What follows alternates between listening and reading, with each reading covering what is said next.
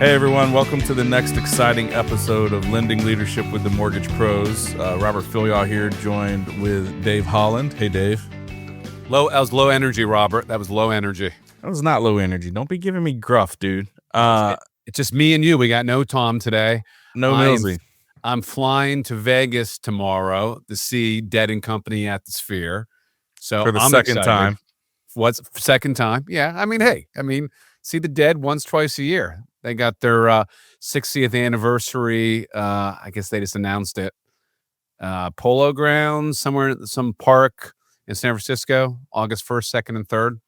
I know, Robert, we tried to get you in the Dead. You tried a little bit. You didn't try hard enough. Grateful Dead's an acquired taste. Listen, I've listened to it a little bit. It is an acquired taste. I don't get it, number one. It's, but I'm really bummed that I'm not making Vegas. By the way, I know you guys invited Lacey and I. We're not going to make the Vegas trip that you're leaving for tomorrow. I was still holding that hope. I'm sure you probably had realized that, but this is my official notice to you that we're not going to make the Vegas trip. We tried, we just couldn't put it together. Couldn't get it together. Well, one of those things about the Dead is a lot of people they think it's some psychedelic band that drones on, and fair. Some of the songs are, but a lot of stuff's like country western, rock and roll, R&B. It's not all, Jerry Garcia on a 12-minute solo. I mean, there's, in my opinion, it's the greatest American rock and roll band. We're going to differ on opinions there. Yeah. Fair. But listen, I'm just really bummed I'm not making it to Vegas. I can't wait to see something in the Sphere. I hear it's epic. You've been, you said it's awesome. So I just, honestly, I miss blackjack. I really want to just have like a nice 4 or 5 hour blackjack session. So we didn't gamble at all last time. Not a single penny on gambling. One late night, those the casino games that have the horses that go around, the little miniature horses. We almost did that, but the group we were hanging out, we lost them in the casino. We got lost. It's like 4 a.m. after the Dead show. So no gambling. We got a bunch of good meals lined up. We're going hiking in the desert. Looking forward to it. We had never been to Vegas before last year, and I didn't realize what a wonderland it is, and culinary capital of the U.S. probably. I mean, we're staying at the Venetian, and I said to Lindsay, we're not flying. We fly in like 6:30 tomorrow, right? It's Wednesday. I said, hey, let's just go to the Venetian and grab something, so we don't have to take an Uber. We're gonna get there, be tired, drop our stuff off. So I'm like, I bet they have a couple good restaurants in the Venetian. Oh, geez, they have 3 high-end steak places. They got a Wolfgang Puck place called Cut. They got a Smith & Lewinsky's.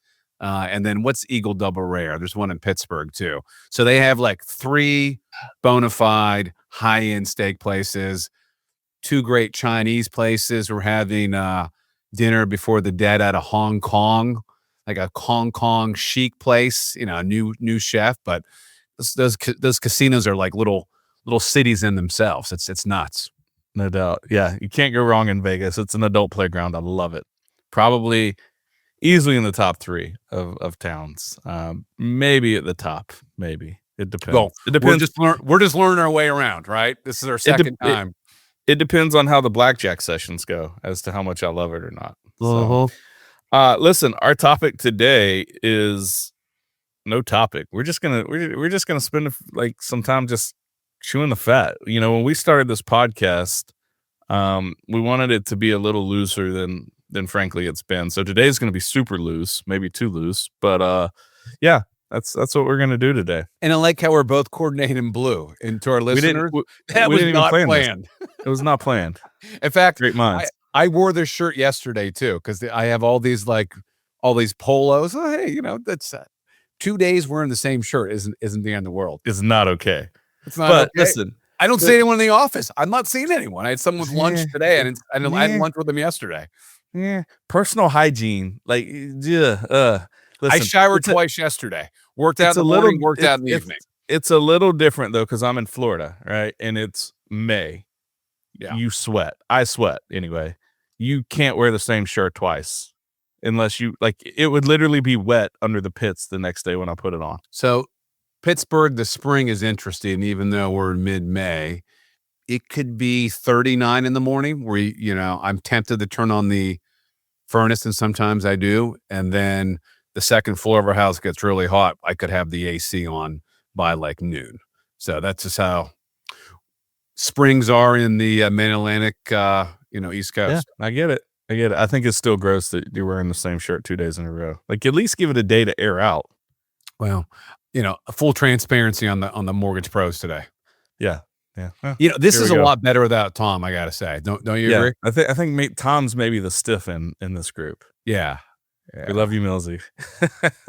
So, Shout out to him. He's at some event, a realtor event, I think. I think you're right. So, yeah. Hey, listen, I had a question for you. We talked about it a little bit, and I know where I sit. This has been all the rage and a lot of discussion. 100 men or one gorilla? Who's going to win? Well, so that's how we ended the podcast last time when we went off air. I was like 2 weeks late to that. I'm not on social media very often. Yeah. So I click on one Facebook short, and next thing you know, everything's dominated by it. I know. It would depend on the men, right? Obviously no weapons. I think if it was coordinated, I can't see 100 men not be able to beat up one gorilla. I just can't see that happening if timed right. If we all onslaught at the same time.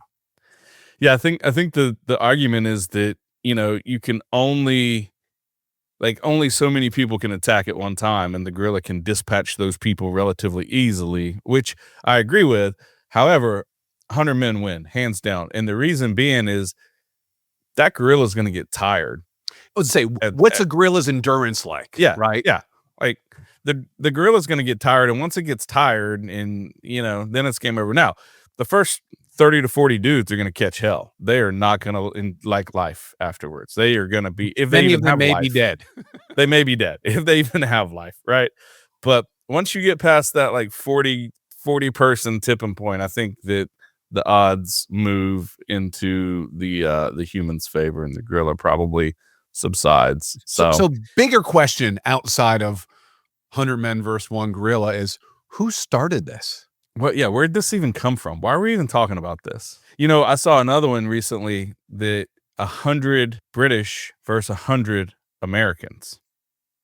I've seen this 2 or 3 times, and I'm like, hello. Haven't we seen this show? Yeah. 1776. Twice. We know how this is going to go. In the War of 1812, we did it twice. Right. Yeah. Johnny Horton even wrote a song about it. Right. Like we know how this goes. We can replay it for you. I haven't seen that, and I'll have to check that out. You haven't seen it on social media? Yeah. It's out there. I've seen it maybe 3 or 4 times where they're asking about it. One is a guy that is an Englishman, a Brit that's been living here for a few years, and he goes, to my British fellows, I can't do the accent. I'm just going to tell you, easily 100 Americans. It's not even a question. He goes, have you ever shaken an American's hand like a farmer, like a real, he goes, they will crush us. There's not even a I mean, I guess it depends. What type of Americans are we talking about? And what type of British are we talking about? Right. We may wander into some territory we don't want to get into. So let's change the subject. We're going to change the subject. I'm just saying, you give me, anyway, 1776 and 1812, back to 2 examples already. Yeah. Maybe not the soccer dads or the guys living in the suburbs who sit at a desk all day like us, but we're tough. We're tough soccer dads though. I mean, listen, I spent 8 years in the Marine Corps. That warrior is still tucked down there somewhere. Like, he's still here. He can rear his ugly head. I've seen him once or twice. That's true. Hey, so you've got kind of this new obsession with AI. Obsession might be too strong of a word. But I think I'll put something in the chat too for our listeners that I recently read, but I think it's interesting. And I think in our business, and then specifically in our life generally, it's going to play a big role. So I don't want to get caught flat-footed. Like, I use it for, and this is the whole episode, but basic stuff. Like, I wrote like a pretty formal email yesterday and today, so I'll draft it. I'll write it, but I won't anguish over it. Right. Yeah. Before, I might have someone on the marketing team edit my social media post. And now I just draft it and let AI clean it up, punctuation, spelling, stuff like that. And I, put in the tone, like, make this tone like conciliatory, make this tone, did you just say conciliatory? apologetic, No, I know what it means, Dave. I just, I'm trying to bring out $10 words at least once a day. yeah. You got a Or thesaurus there next to you? yeah, well, AI gives me that too. Or make this, make it a very nice email, but no room for comment at the end. Uh, you could, it knows my tone. If I put in, tell me 7 paragraphs about my business in my life, it will give me my AI will give me 7 paragraphs. It's kind of shocking. It never forgets anything. And it's fun making the goofy images too. That's also The extent of what I've seen you on AI is really just Terminator images. Like, you ever hear using words like conciliatory, and then all I see from you is Terminator images. sometimes they're tucked in the background. Yeah. I mean, Yeah. we're having to review contracts, social media posts. If I go to Vegas, I'll say, hey, give me like the top 10 places to get, example, champagne and caviar. We're not Yeah. doing that, but it would tell me Sure the you're top not. 10 places. I started using the $20 pay version because it can scrub the internet, and mostly there's unlimited images too. Um, but it does do. I mean, you use in emails and stuff like Yeah. that from Yeah, time I to time. use it. I use it. Yeah. I actually had it draft me a perfect like 15, 16-day trip to Italy with a focus on visiting these 3 towns and what are the must-dos and where should we stay with Marriott properties, and Yeah. it put together a really nice itinerary. I think we're gonna try to do Italy for Christmas. So, Nice. yeah, it was cool. You know, Reagan and I had a conversation yesterday about it, and he was trying to convince me. Reagan, for those of you guys who may or may not know, is my 15-year-old son.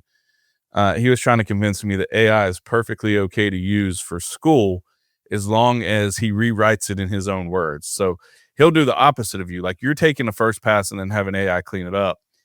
He'll have AI do it and then Reaganize it, I guess, for lack of a better term. And I'm like, But is it really? don't you lose we already have a lot of the critical thinking skills, right? Because we had to write papers and essays and tough emails, but if you don't have those skills and AI is doing it for, I don't know. I'm not an educator, but I would think the way we're doing it, sometimes when I'm lazy, I'll just throw an email and chat GPT and have it reply for me. Yeah. At the end of the day, when my brain's mush, but generally, you need to have those critical thinking skills. Yeah, that's the camp that I'm in, and I'm like, "Bro, you need to do the work. Like, this isn't doing the work." So yeah, interesting conversation. He's driving now, by the way, which is absolutely terrifying. Him and Liberty. So Permanent. So someone's got to be in the car yeah, with them. I gotta be in the car with him, which is taking 10 years off my life. I bet. So I bet. yeah, the AI piece is it's revolutionizing our industry, and this is going to look very different in 5 years than it does now, and that's something we're trying to tackle and kind of get our arms around. So it's interesting to see every day some new aspect of it. I think for the LOs out there listening, what it's going to be is you're going to make less bips per loan, but you're going to do more loans. Um, it's not going to replace you, at least in the foreseeable future. I mean, who knows what the future holds with artificial intelligence, right? Especially when we hit, artificial general intelligence. That's a whole separate conversation. But you're going to do more loans, less bips. You're not going to be left behind unless you're not using AI at all. It's going to leave the loan officers who are already on the kind of on the fringes, who aren't using technology every day and who aren't using AI. It's going to speed up, and probably those people will exit the business. Yeah, Unfortunately. it's just one more example of change, and that's the only constant in our business. And I agree with you. I think the other piece is you're going to less bits, more loans, but it's going to be a lot easier, right, to do those loans a lot quicker, a lot more efficient. So yeah, I think that's definitely what we're seeing. It's interesting though when you talk about the learning aspect. I'm vetting some AI vendors and looking at some partners for us, and one of them specifically said that their process has removes bias, right? So you get a more consistent It's an underwriting aspect. You get more consistency in kind of the same way every time, and it removes bias. And for that reason, they actually don't have the learning ability turned on because they don't want to introduce bias in it to learn bias, which I thought was kind of intriguing. Yeah, that is intriguing. Hey, I got a question that I've been wondering that I've never had a chance to ask you. I'm just going to throw it out here on air. Extraterrestrials, alien life, yes or no? What do you think? I mean, so if you look at our galaxy, right, just the Milky Way, and I don't know how big it is across, like 100,000 light years. Does that sound right? I have no idea. It's big. It's 100,000 light years, right? And I think within our galaxy there are hundreds of billions of suns, right? So I believe that's accurate. And there's hundreds of billions of galaxies. So just by sheer numbers, yeah, of course there's, it could look completely different, right? It could be the movie Arrival. That's really good where they're speaking like in they're like octopus type creatures and they're speaking in ink.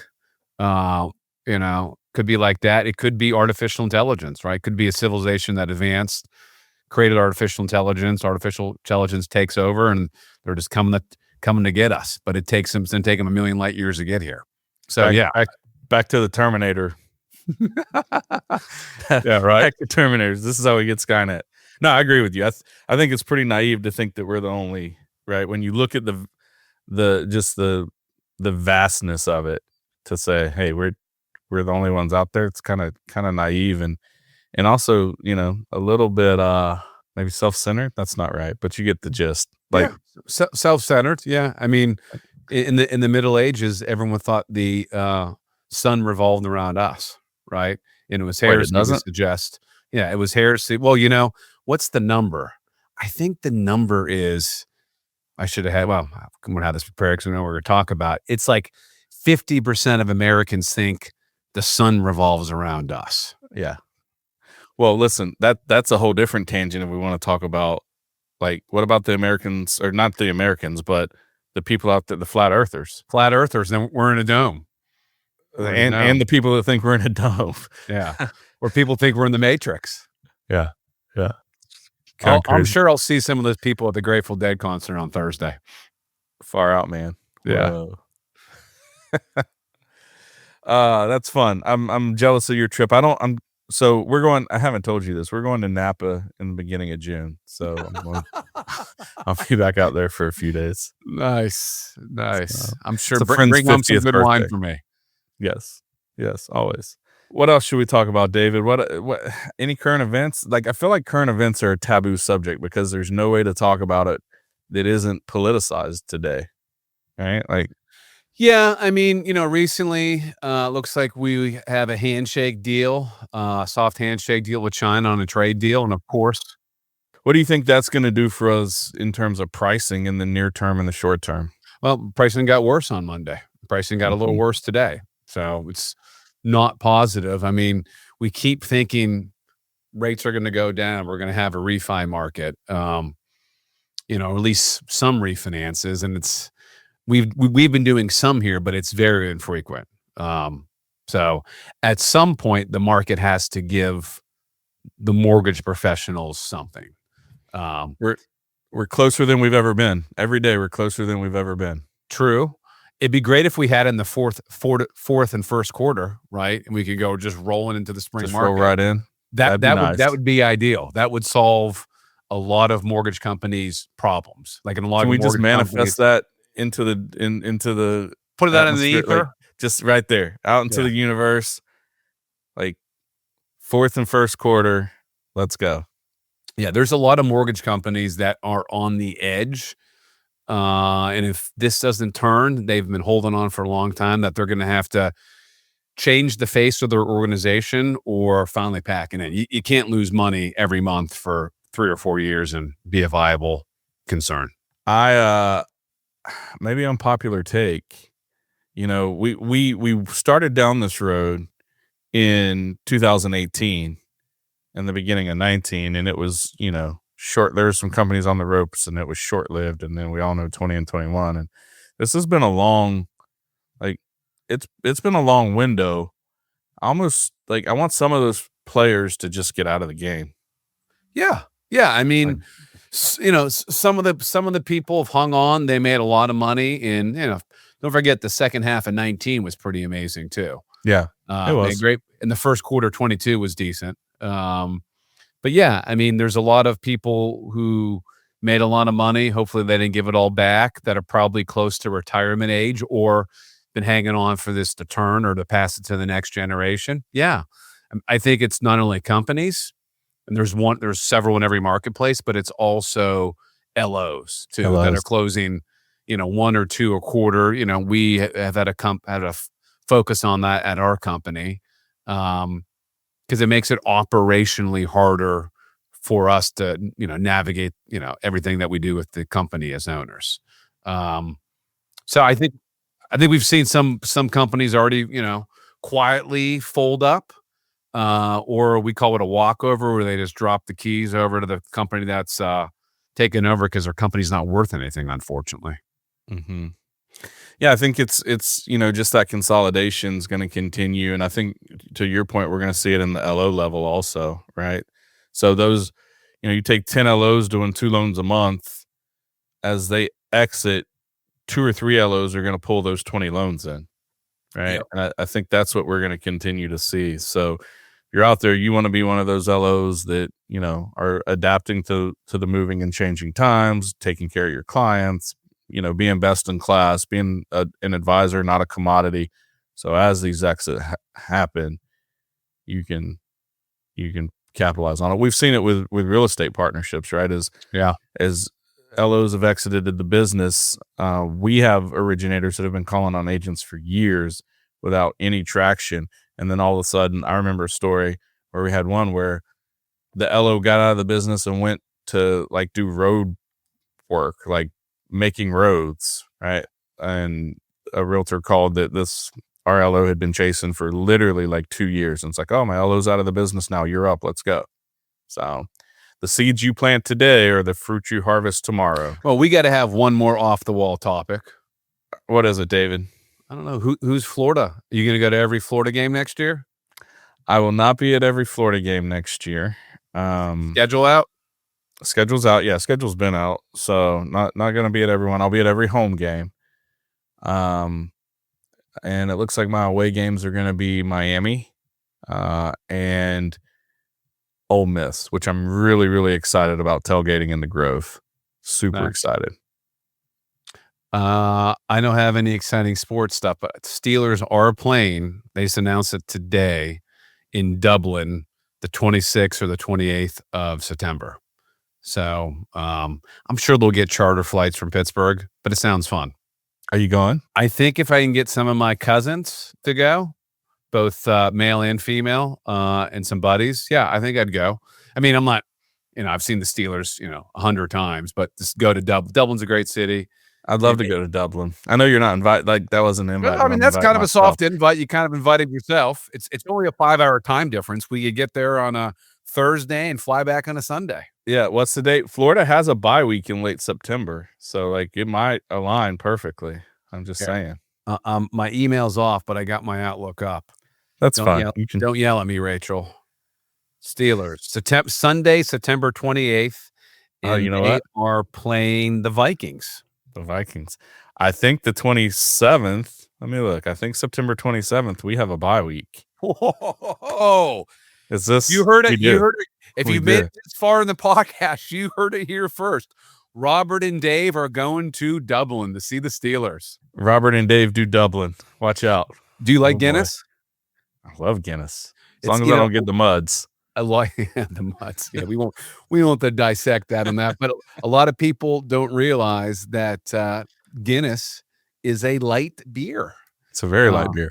Low alcohol, low carb, low calorie. It's meant to drink and all delicious. day. It's a great breakfast beer. I've heard. Mm-hmm. That's a good stopping point. Hey, thanks everybody for joining us today while we just chewed the fat a little bit. If you haven't hit that subscribe button, take this opportunity to do that now. Go ahead and leave us that 5-star review. We really appreciate it. if you're out there in the mortgage world and feel lost, don't have the leadership, your business is stagnant, you just don't have a plan and would like one, we'd love to chat with you. Hit us up. Really good at that stuff. No commitment, no obligation, totally confidential. We'd love to chat with you, so hit us up. For Dave Holland, Robert Fillyaw, Lending Leadership with the Mortgage Pros, thanks for tuning in, y'all. Thanks so much.